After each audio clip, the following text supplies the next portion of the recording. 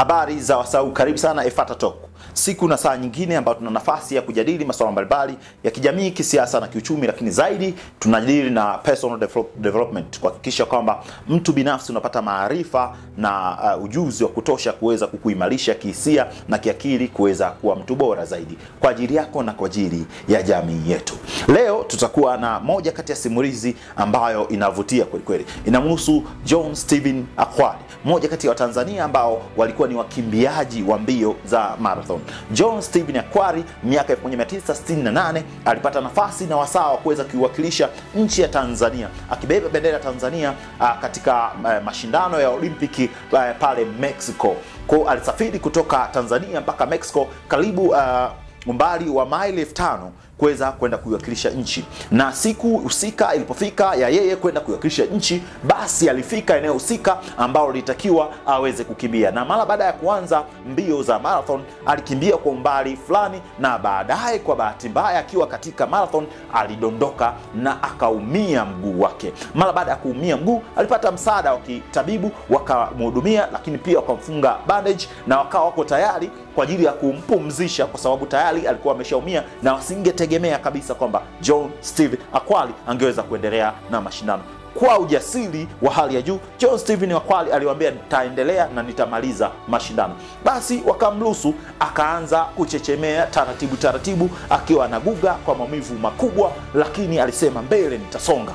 John Stephen Akwali akaendelea na hayo mashindano, lakini akiwa ameachwa mbali sana na wakimbiaji wengine wote, lakini pia kwa sababu ya spidi yake, basi kadiri walipokuwa wanaendelea kukimbia akaendelea kuachwa zaidi na zaidi. Nini kilitokea siku hiyo? Mshindi namba 1 wa mashindano hayo ambaye alikuwa ni Mwethiopia alitumia masaa 2 tu kumaliza hayo mashindano, na washindi wengine wakaendelea wa pili na watatu kwa masaa tofauti. Lakini wakati uwanja mzima umeshuhudia watu wote walikuwa wakimbia wamemaliza, kulikuwa kuna mtu mmoja ambaye alikuwa yuko umbali mrefu akiendelea kuguga, akiendelea kujivuta taratibu, anaendelea kuja, na uwanja mzima pamoja na kwamba alikuwa ameshaona mshindi wa kwanza, wote wakarudi kwenye siti zao kuendelea kumsubiri mtu mmoja. Nani alikuwa anasubiria? Si mwingine ni John Stephen Akwali. Ndani ya masaa 3 alitumia masaa 3 dakika 25 na sekunde 58, John Stephen Akwali ndio akawa sasa anamaliza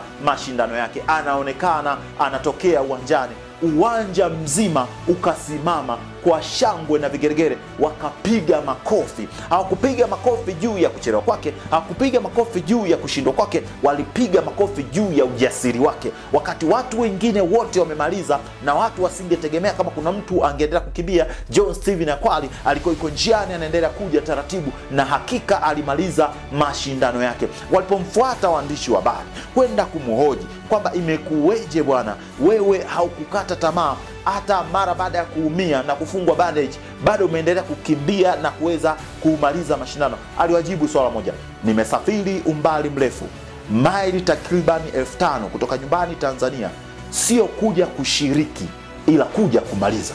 Kwa nilichokuwa najaribu kukipigania ni kuhakikisha na maliza mashindano haya. Nini tunajifunza kutoka kwa John Stephen Akwali, jasiri ambaye baadaye mwaka 2024 utashuhudia amepewa tuzo ya mtu bora kabisa kwenye Olimpiki kuwahi kutokea, kutokana na ujasiri aliofanya mwaka 1968. Nini nataka kusema na wewe siku ya leo? Angalia katika maisha yako, vitu vingapi umeshiriki, vitu vingapi ulivianzisha, vitu vingapi umejaribu, vitu vingapi umeviwaza, vingapi umejaribu kuanza kuvifanya, vingapi umemaliza? Kumbe ujasiri sio kushiriki, ujasiri ni kumaliza. Angalia, je, kuna jambo ambalo ulitaka kulianza? Kuna biashara ulianza kuifanya? Kuna kipaji unacho ulianza kushiriki kukifanya? Kuna kitu ambacho ulianza kushiriki kukianzisha na leo kiko wapi? Je, umemaliza ulichokuwa umekusudia? Kama hujamaliza na hujafikia katika maono yako, na tushazungumza habari ya maono kupitia Efata Talk hapa, kwamba kama hujaona kutimia kwa ile ndoto yako kubwa ambayo ulikuwa unaiona bado haijatimia, basi rudi, nenda kamalize. Huu ni muda na wasaa si wa kushiriki tena katika mambo, bali kumaliza. John Stephen Akwali anatuambia hatukuja duniani kushiriki, tumekuja duniani kumaliza. Maliza kusudi lako, na Efata Talk tunakuhakikishia kwamba kesho nzuri ipo kwako, inakuja kwa mtu yote ambaye yuko tayari kumaliza kusudi lake. Asante sana, endelea kufuatilia kupitia kurasa zetu zote za kijamii, lakini pia subscribe kwenye YouTube yetu, na sisi tuko pamoja na wewe tukikudondoshia nondo moja baada ya nyingine. Shitindi Venance niko hapa kuhakikisha muda na saa yote unapata elimu. Asante.